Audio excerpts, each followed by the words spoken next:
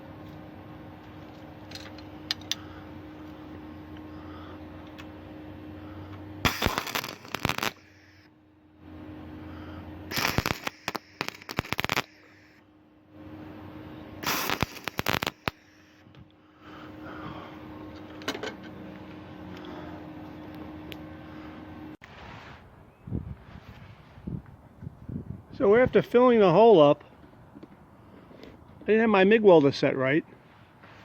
So I ended up burning a hole about a 1/4 inch hole above the original hole.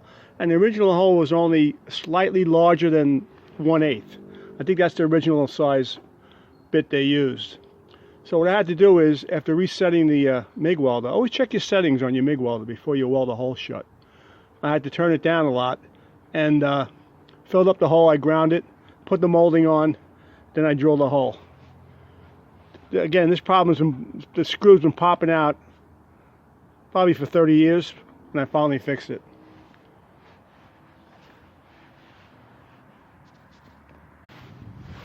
So now I got a nice tight screw again.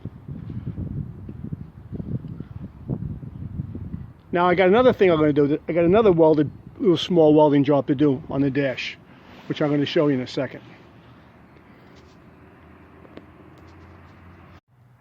So the joint at the very corner of the dashboard broke years ago. And believe it or not, I got it clamped and probably moved it in 1/8 of an inch to where it was, matching the original weld lines.